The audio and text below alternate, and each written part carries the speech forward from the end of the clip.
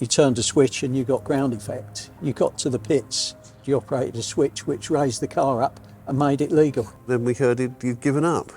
I thought perhaps it's something I'd done. Well, that's Gordon's low centre of gravity, low aero car.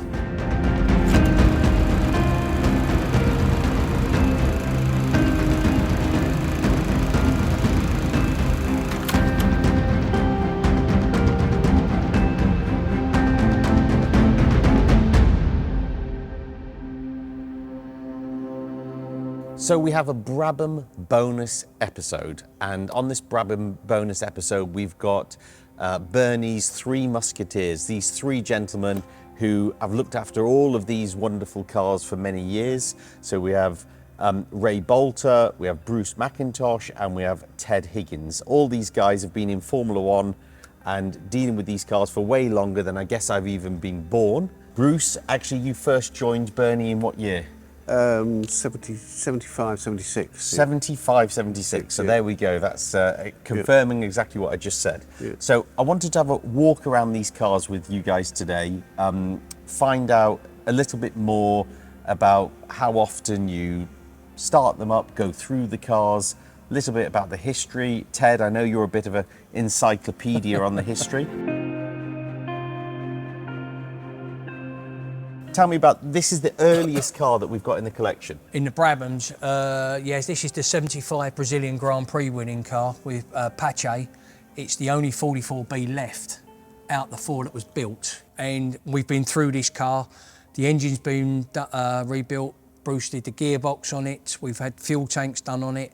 It's pretty much, it's ready to go, barring legalities for racing. You could go and race that. How long does it take you when you say you go through a car like this? So obviously these cars in the museum, Bernie's, to be fair, never really shown them to anybody. You know, he's kept them in his own museum for his own pleasure forever, and this car he's had forever. How long, when you're recommissioning a car, how long does it normally take you? Depends on the depth of restoration. If it's a sympathetic rebuild, put it that way, it could be sort of a month, 6 weeks, but then if you're doing tanks and you wait for tanks, 3 months is not sort of, you know, that could be considered reasonably quickly, but depending what you're doing. For me, this actual car, I think, is the prettiest looking Formula One car of all time, actually. Yeah. I love it, the triangular shape, and it intrigues me how Gordon Murray designed this car, but then when we get to the BT45 the very next year, he sort of lost that shape, didn't he? He went from, which was the car that you first... This actual car. This is the car that you first worked on? With the Alpha. I came really from really to be a liaison with the Alfa Romeo people, because I spoke Italian. You fluent in Italian? Yeah. Yeah. And so where was you working before you joined Bernie?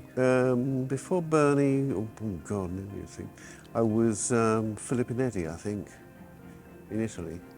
And you, if I remember rightly, you worked with Count Volpi's team? Yep, Serenissima. Yeah. Yeah, I was also Pache's mechanic, funny enough. Really? For a short time at Williams. Was he a good driver? Oh, fantastic guy. Yeah, and then when I joined Brabham, he wanted me on his car, so I looked after his car at Brabhams. Really? Yeah. What's the history on this car, Ted? Well, this is a 45C, although the nose is wrong. It's got a B nose on it, but this is a 45C. This is, they built this at the end of 77 into 78 because the 46s weren't ready time. So Nicky Lauda drove this, and he finished second twice in the early part of 78 before the 46s came along. So would this have been the first Brabham that Lauda drove? Yes, I think it would have been when he came back out of retirement, yeah. And then the 46, obviously the famous 46 is of course the fan car, which we'll get to in a moment, but the 46 in its own right was a successful car, wasn't it?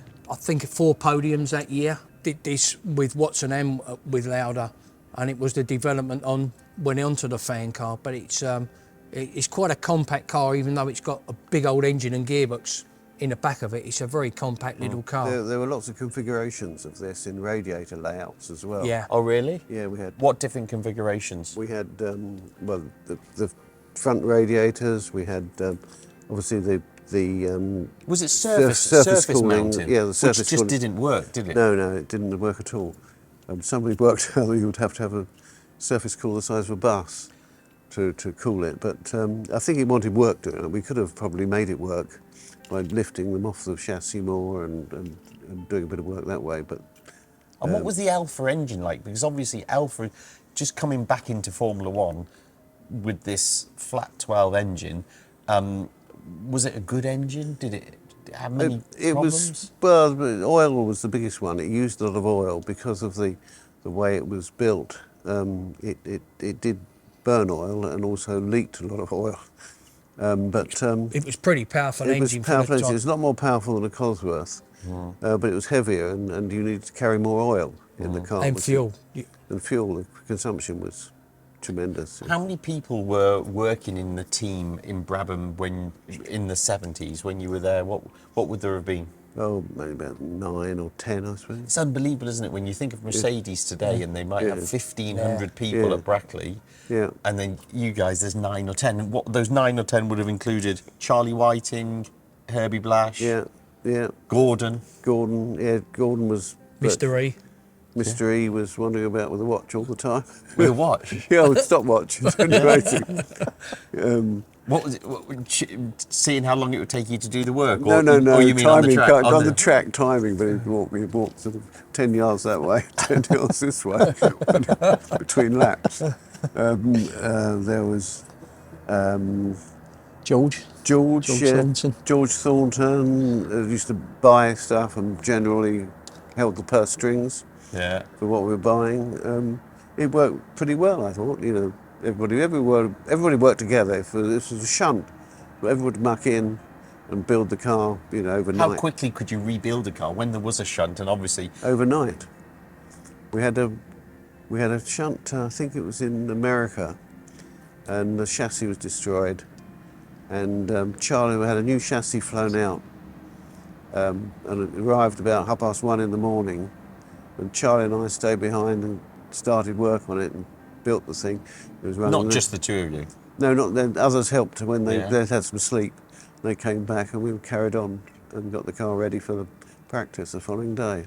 Incredible. Yeah. You just flew the chassis out. Yeah. Once you knew that the chassis had been destroyed, called straight back to the factory and said, guys, get that chassis on the plane. That's right. Yeah. No, it's worked pretty well. Very small team. Skipping forward a little bit, we've got the 48s over there, but this is a championship winning 49. 49, yes, from 81.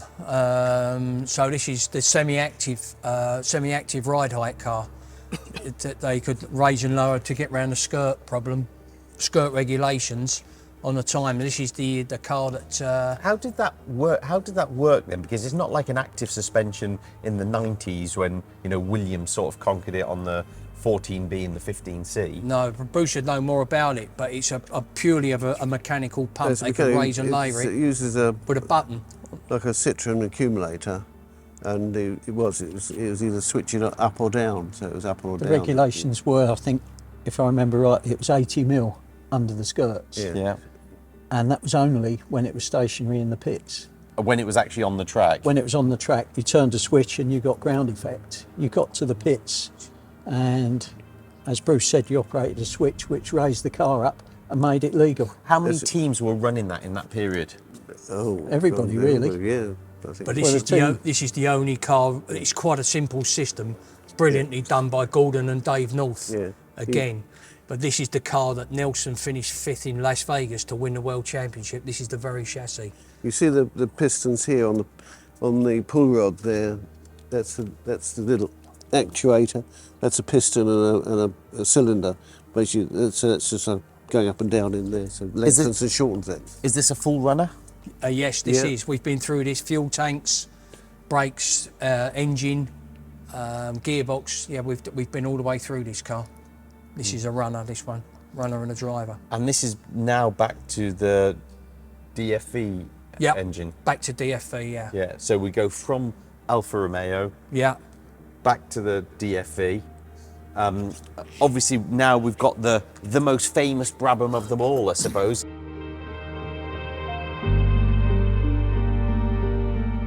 only done one race, but won the race by, Yeah. you know, an incredible amount of time. I recall chatting with Nicky Lauder actually about this car and asked him what the experience was like of driving it, and he actually said it was frightening. You know, it was so quick. You had to be very physical to hold on to the car. Yeah. Tell us more about this car then. Well, you built it at the time, didn't you, in Yeah, the factory? it was, but he was so worn out he couldn't go to the Swedish Grand Prix. It was day and night work on this one, and a lot of it was put together. It would be last minute designs or a sketch, and Gordon would come with a sketch. Can you make that, Bruce? I said, yeah, we'd make that. I haven't got a drawing. No, that's all right. When did you first hear about it though? When did Gordon, did he ever share his ideas in advance, or was it just when the drawing was finished and said, guys, this is what we're going to do? No, he spoke about having a radiator on top of the engine, cooling. This is why I say we had lots of different cooling configurations, and that was one of his ideas, was to have a fan to suck the air through it, but also to suck it onto the ground was his idea, main idea. But that wasn't well known at the time. People didn't know the regulations, I suppose. And how did you feel then after the race when Bernie withdrew the car? Because I had this chat with Bernie, and I feel that obviously he must have at the time was considering his position with Formula One more so than being selfish for the team as a team owner. But I imagine all the work that you guys done, and Gordon and Nicky himself must have thought, we have got a championship winning car here. This car is going to win the championship this year. I think most other teams had started designing and making fan cars or ground effect fan cars. Tyrrell, I know, had one on the go with I think we used the flywheel with fins around the flywheel as the fan. March were having a go at it, I think, as well. A lot of people had stuff on the drawing board at that time. Yeah. Because they realised how good this was. Yeah. I think that's the reason. And also the other thing was the rubbish that came out at the back. If you put one wheel in the rough, it shot out stones like a shotgun out of the back. And people complained about that. So. And did you test this car before it went to Sweden? Like, where would you have tested back in the period? We did test it somewhere, but Went to short. Brands, this car. Yeah, very short. Yeah, very short time, and so that nobody really could see it. I look here and I see. So we've got the 49, the championship winner, and 49 obviously today is kind of what everybody would like to buy to go go historic Masters racing. historic But look, racing. we go 49, 49, 49. It's unbelievable to see 4 of them. Yeah.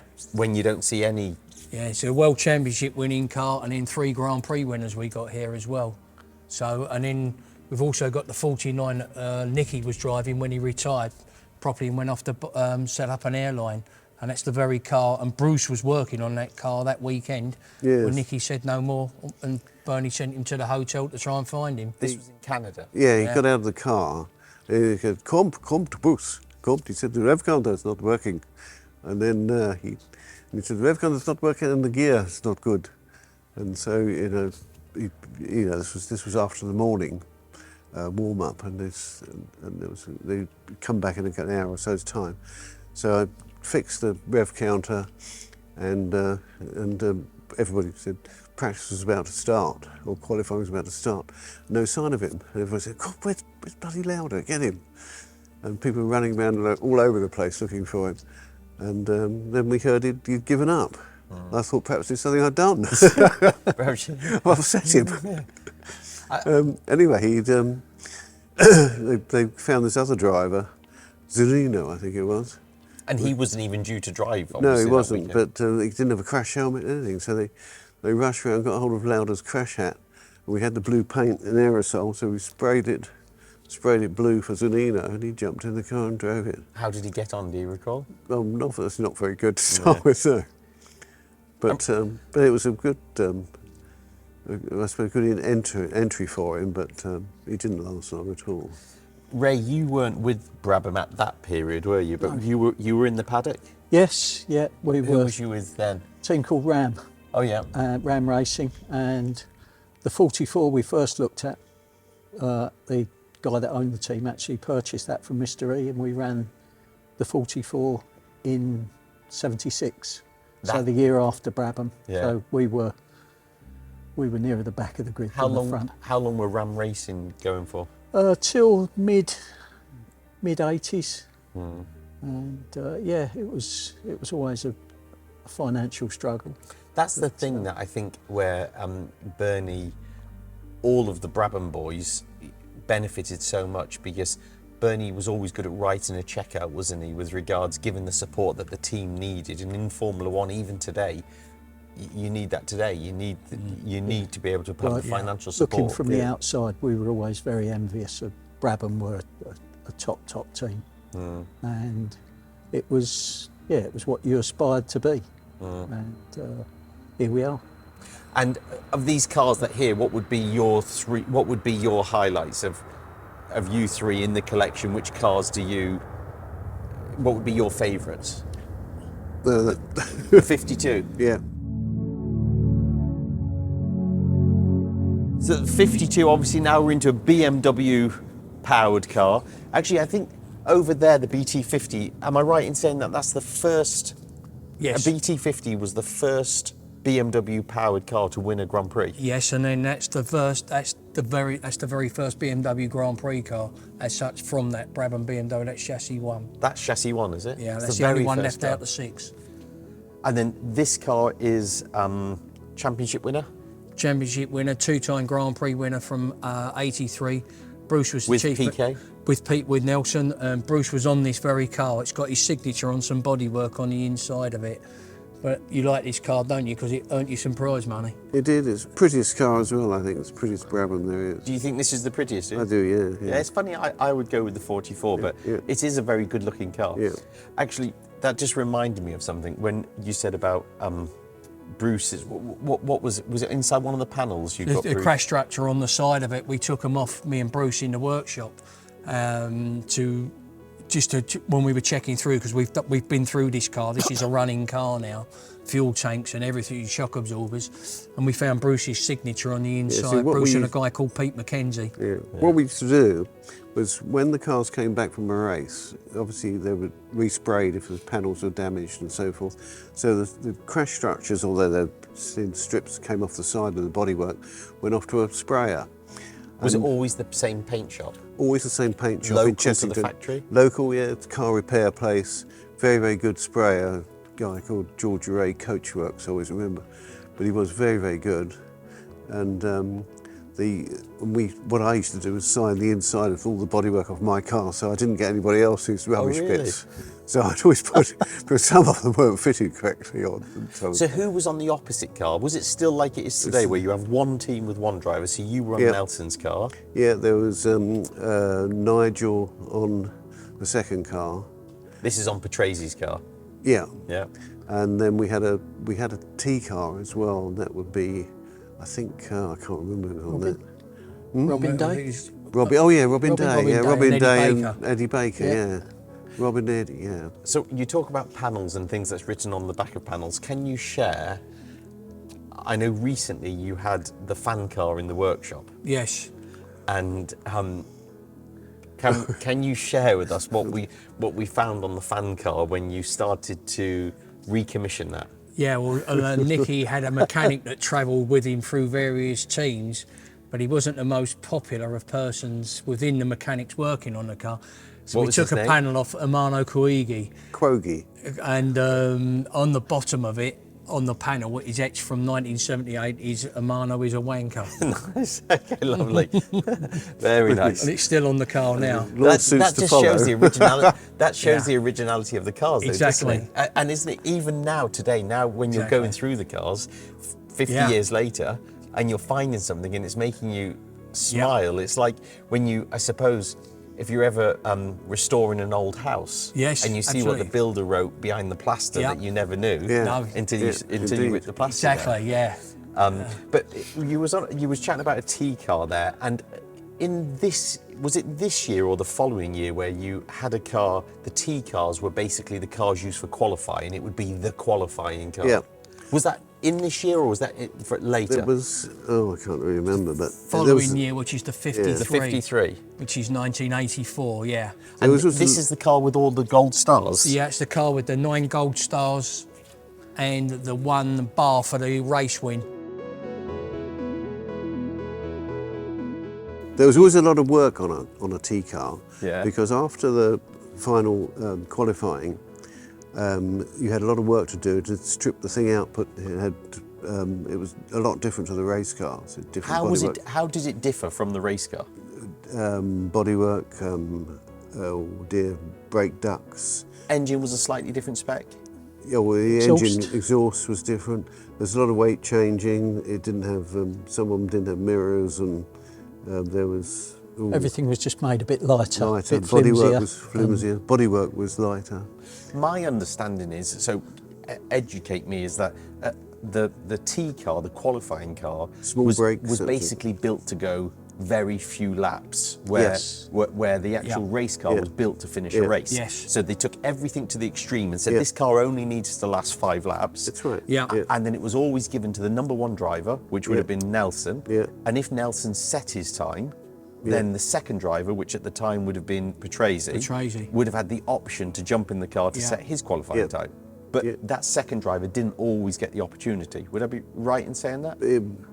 Sometimes, yes, it depended on the engine. Didn't last long sometimes because the qualifying engine was over 1,000 horsepower, and the limited life basically they had. But we could change an engine very quickly. How many engines, even in the early 80s, would you take to a race with you then? Even, I don't know, probably, I don't 10. know what about that. Yeah. 10, 10 12, Yeah. something With like Alphas, with the flat 12s, we had loads of engines, so trucks used to turn up with those. Really? Yeah. But the Brabham guys had a rear end built up, ready Yeah. to go in the car. Engine, gearbox on, Yeah. water system primed. So these guys, Every team or just Brabham? just just Brabhams Brabham. to We start had- in it. Who came, with up, the- who came up with that idea? Gordon. Gordon said, yeah. get them ready. Yeah, what we did, if you look at that car there, we had from the bulkhead backwards, that was all fit in a box with the suspension, the gearbox, everything would drop in a box, and the engine was all brand spanking new. We could actually different radiators, intercoolers, they were all brand new and checked out, and they would go in a box. So at the end of qualifying, you'd break the car in the middle and get the box out, put your new bits on, and the old one would go in the box, and it would go back to the factory. How long are you talking that would take to do? No time at all. We'd be finished normally. Less race than an the- hour, Bruce. Yeah, less than an hour. We'd normally, after qualifying, we'd leave the circuit at probably 7, 8 o'clock in the evening, whereas most teams were working day and night on this. And you're literally swapping the full rear end of the All car. the way in, all the race checked out, everything. All would leave the gearbox without ratios in, so we put the correct ratios in, because that was obviously that been sorted out during the practice and qualifying. And so you had a tinker around the front, race prepare the front corners, and have a look around the back of the dashboard and pedals, and that was the front prepared. So that's how simple it was. The other thing that actually has always intrigued me about Bernie is that, and I don't know if it was the same in period, but for as long as I've known him and for as long as I ever used to travel to the races with him, he never used to wait until the end of the race. He'd always leave before the end of the race. Yeah, even I'd if go he to a had to race with him and I'd want to watch the race. I want to know who won. And we'd be know. on the plane on the way home You would, yeah. and there'd be 30 laps left. Yeah. But I believe as well, even when he owned the team, he never used to wait. No, he wouldn't. He would be out of the circuit, a lot of the time. Yeah. Yeah, I've known that many times. Even if we're in the lead, he wouldn't stay to the end. Why do you think that was? No, he's probably got other business to sort out. Other business to sort out for the next race. I He suppose. must be the only person to have ever done that. There was a team owner and just say, okay, the boys are on with it and I can't control the outcome. It's nothing to do with me and whatever. Yeah. If he wins or he loses, Yeah. he wasn't that bothered to have to be there to go up on the podium with No, 'cause- Nicky or Nelson or...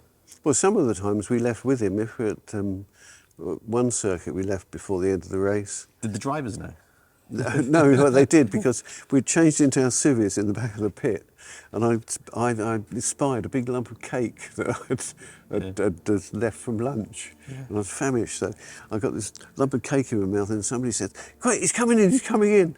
So I rushed out, rushed out of the pit with the civvies on, and Nelson was there looking, and he's bloody hell, these lot. The change I did, the front wheel change, I think, something like that.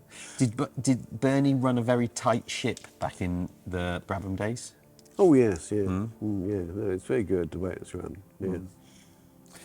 Before we digress too much off the cars, I want to know more about the 48s actually. Obviously, this is just before the dominating 49 comes out, and it's a very similar looking car to a 49. Yeah, it is. I mean, from the roll hoop forwards, it's very similar. And this has got the V12 alphas in them. And you see the big difference here, don't you, from the flat 12 on the other cars? The main reason they did that, I think they did it in a very short period of time, Bruce, didn't they? Like 3 months. It was really to get the underfloor correct, to get proper tunnels for the ground effect. As Gordon said, you know, to Keaty, we need a V engine to design a proper floor for it to get maximum downforce with the wing shape under the sides. And Keaty went away, and they came back within 4-5 months with a new engine, which is an incredible feat of engineering. Admittedly, a lot of the engine is the same pistons, rods, and so forth. They'd made a new crankcase and just bent the flat 12 up to a V. But it was very quick. What was the better engine, the flat 12 or the V12? The flat 12 was more successful in a way, but we did more with it. We didn't do very much with the Vs at all. No. I remember with the first V, we took it to Rickard, and it was snowing, and when we arrived there, and they couldn't start it. The eye-tie, so I was being towed around the circuit. Nicky was in a motorhome with headlights on me, so they're towing me to start this thing, and the eye-ties were there. I think one was sitting on the back squirting fuel at it, and it was popping and banging and all sorts, and it just wouldn't go. And they found that the whole timing had slipped. The story was that you couldn't drain the water out of it. As it came over the Alps, there was still some water left in the bottom of the water pump, and they reckoned that had frozen. And when we tried to start it up, there's still a block of ice there. Oh, really? So that had seized the water pump up, but I think that was just a story. I can't imagine that happening.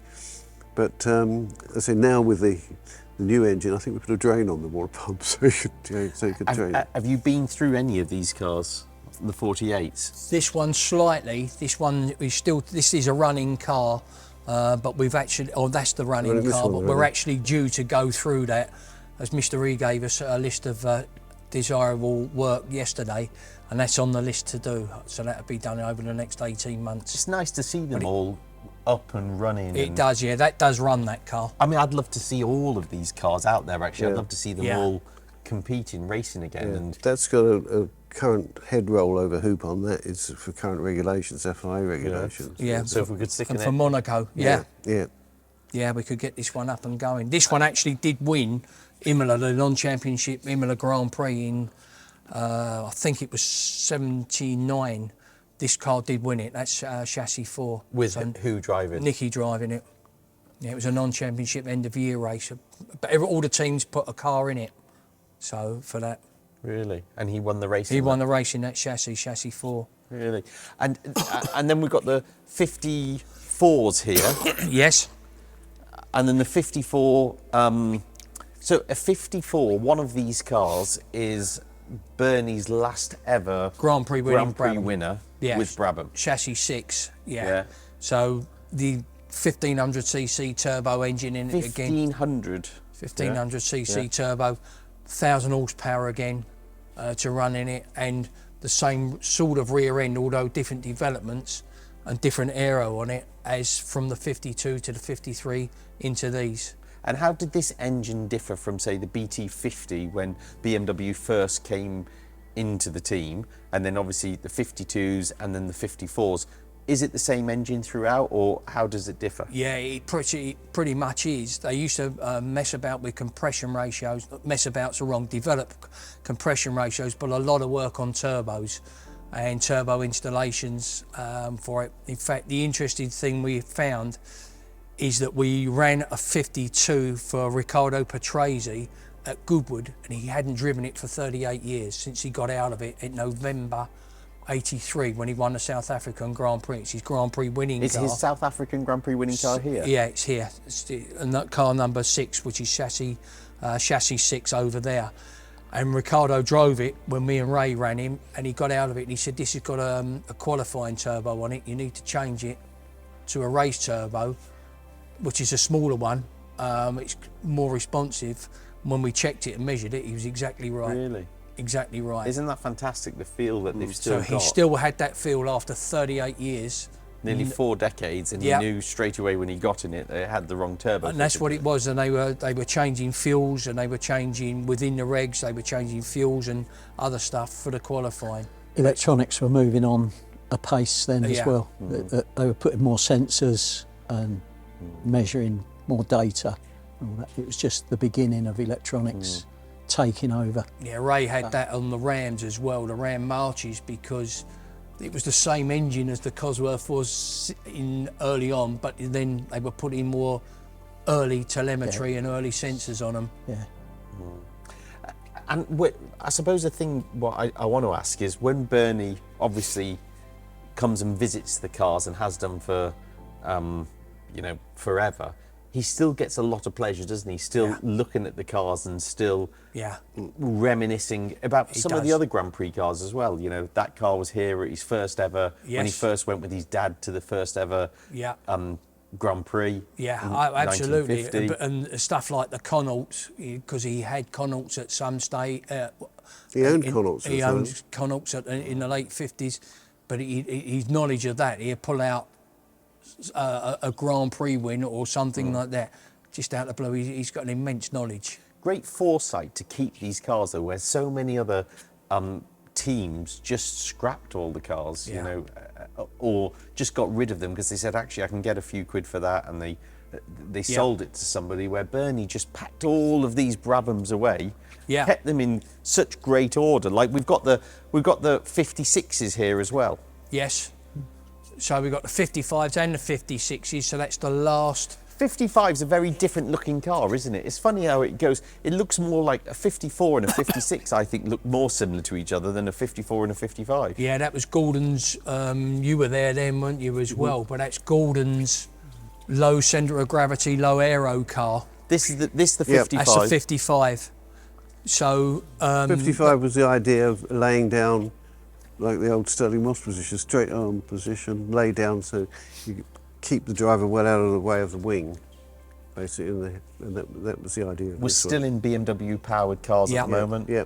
Yeah, this has got the lay down lower centre of gravity engine, so it's laid down sort of through 90 degrees. They had a lot of trouble with the engine holding the oil in, but it still raced it. Thing revs to 11, but it's got a very narrow power band of 9 to 11, and a 7-speed gearbox to keep it buzzing, keeping it up there. 7-speed gearbox. 7-speed, gearbox. Really, I didn't know that. So Yes, Bruce was the gearbox man. Yeah, so I went to Wiseman's in the States and built a prototype box with Pete Wiseman, and worked out the shifts and so forth. There's a lot of work to do on that, but anyway, it worked reasonably well. But the trouble with the gears were so large, diameter like dinner plates. But it worked well. The drivers use them well. The boxes. Sorry, Tom, but we're doing a 55 and a 56 for Mr. E at the moment, so we'll have them running in the next month with a bit of luck. But if you need a test drive, just let me know. Well, I know a couple of people. I have to say that the guys racing these around Monaco anyway were real. I mean, Warwick and those Patrese were real heroes, because to run a 7-speed gearbox to keep it buzzing between 9 and 11. Yeah, I mean, they're to such keep talented guys. In this, unbelievable. This took it to the extreme in this era, yeah. didn't it? You know, a 70s car, most novices like me can drive a 70s car, but these 80s turbo cars. It's different. I mean, PK, those Lauda, all of those guys were really something else. And this, funny enough, this has still got Ricardo's seat in it, so we've still left the sticker on it and everything from the time this car is ready to go. And Wiseman we needed 2 gears, and Bruce spoke to Wiseman and they made us a pair of gears for it. I want to ask, actually, before we end, what is it like to work for Mr. E? It's It really is something, actually, I'm going to because ask. I want all three of you to give me your feedback. without handing me notice in, he Depends what you say. You might yeah, not need exactly. to hand it in. No, exactly. No, it's to work. He's one of the old school, as I will call them, proper racers, like Ken Tyrrell, like Frank Williams, and Mr. E's one of the.